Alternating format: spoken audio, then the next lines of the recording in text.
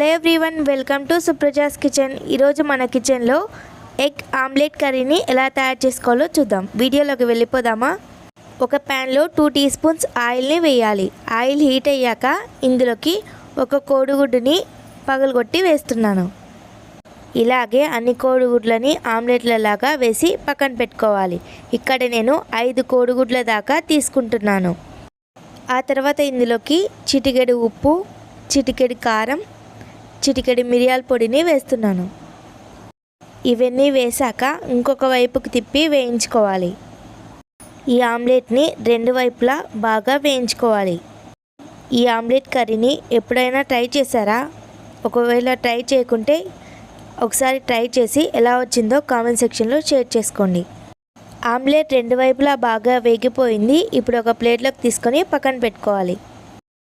ఒక కడాయిలో 2 table spoons oil వేసి ఆయిల్ హీట్ అయ్యాక 2 ఉల్లిపాయల్ని వేస్తున్నాను. 7 పచ్చిమిర్చిని వేయాలి. కరివేపాకుని వేయాలి. ఒక 3 నిమిషాల పాటు బాగా ఫ్రై చేసుకోవాలి. ఉల్లిపాయలు లైట్ పింక్ కలర్ వచ్చేంత వరకు బాగా ఫ్రై చేసుకోవాలి. ఆ తర్వాత ఇందులోకి 1 టీ స్పూన్ అల్లం వెల్లుల్లి పేస్ట్ని వేయాలి. అల్లం వెల్లుల్లి పేస్ట్ పచ్చివాసన పోయేంత వరకు ఫ్రై చేసుకోవాలి.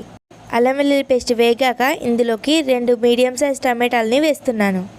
టమాటాలని ఒక 4 నిమిషాల పాటు బాగా ఫ్రై చేసుకోవాలి. 4 నిమిషాల తర్వాత ఇందులోకి 1/2 టీ స్పూన్ పసుపుని వేస్తున్నాను. పసుపు వేశాక ఒక 2 నిమిషాల పాటు బాగా ఫ్రై చేసుకోవాలి. టొమాటోలను చిన్నగా చాప్ చేసుకొని కానీ లేకపోతే ప్యూరీ అయినా చేసి వేసుకోవచ్చు.